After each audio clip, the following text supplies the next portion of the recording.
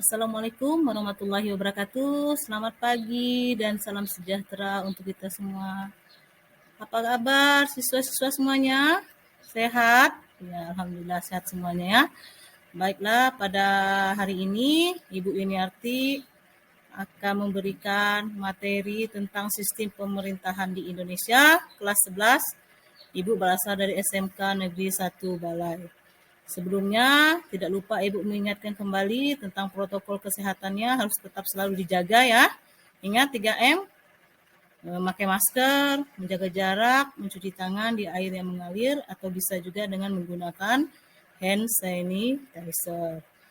Baiklah, sebelum mulai pelajaran kita hari ini, alangkah lebih baiknya kita memanjatkan doa sebagai insan yang beragama. Mari kita berdoa, menurut agama dan keyakinan kita masing-masing. Berdoa, mulai.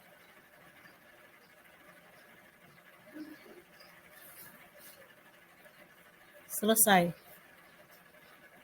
Untuk pembelajaran hari ini, yaitu tentang sistem pemerintahan di Indonesia.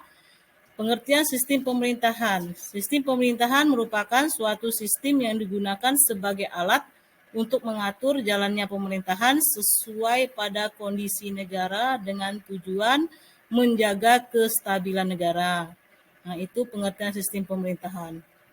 Kemudian kita lihat pengertian sistem pemerintahan menurut para ahli. Menurut Jimmy Asidik, sistem pemerintahan adalah penyelenggaraan pemerintahan oleh eksekutif dalam hubungannya dengan fungsi legislatif. Kemudian menurut Sri Sumantri, sistem pemerintahan adalah sistem hubungan antara organ eksekutif dan organ legislatif atau organ kekuasaan legislatif.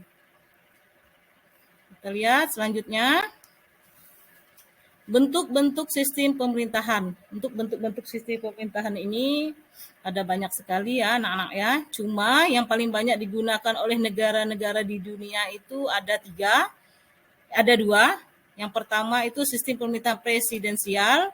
Yang kedua adalah sistem pemerintahan parlementer. Nah, kita lihat apa saja yang dimaksud dengan sistem pemerintahan presidensial dan apa saja yang dimaksud dengan sistem pemerintahan parlementer. Kita lihat sistem pemerintahan presidensial. Pengertiannya adalah sistem pemerintahan negara yang mana kedudukan eksekutif ditentukan melalui pemilu serta terpisah dari kedudukan legislatif. Nah, ciri-cirinya bisa anak-anak lihat dulu ciri-cirinya. Ciri-cirinya yang pertama itu dikepalai oleh seorang presiden sebagai kepala pemerintahan sekaligus kepala negara.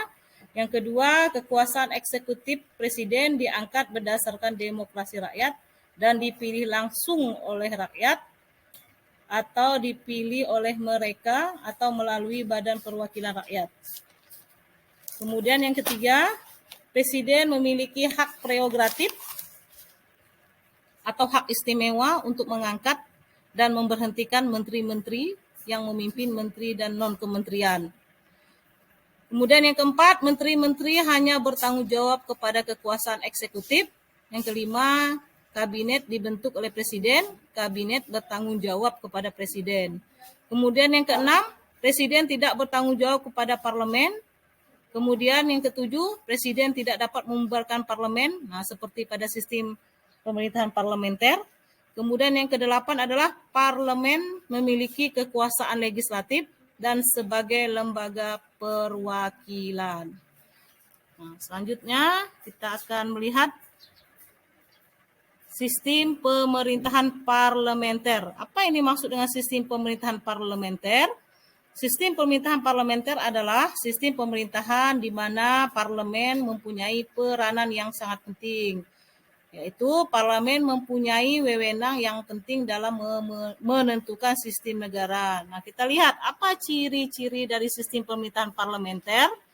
Yang pertama, anggota parlemen terdiri atas orang-orang dari partai politik yang memenangkan pemilihan umum sehingga memiliki peluang besar menjadi mayoritas dan memiliki kekuasaan besar di parlemen. Yang kedua, badan legislatif atau parlemen adalah satu-satunya badan yang anggotanya dipilih langsung oleh rakyat melalui pemilihan umum.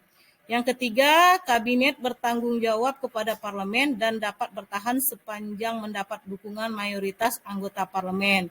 Kemudian yang keempat, sebagai imbalan, parlemen dapat menjatuhkan presiden atas saran dari Perdana Menteri dapat membubarkan parlemen. Yang kelima, kabinet terdiri atas para menteri dan Perdana Menteri sebagai pemimpin kabinet. Yang keenam, kepala negara tidak sekaligus sebagai kepala pemerintahan. Baik anak-anak, demikian pembelajaran kita hari ini tentang materi sistem pemerintahan di Indonesia. Atas perhatiannya Ibu ucapkan terima kasih. Tadi kita awali dengan doa, sekarang kita akhiri dengan doa. Berdoa beragama dan keyakinan kita masing-masing. Berdoa, mulai. Selesai. Sampai jumpa di vlog-vlog Ibu selanjutnya. Terima kasih. Wassalamualaikum warahmatullahi wabarakatuh. Selamat pagi dan salam sejahtera untuk kita semua.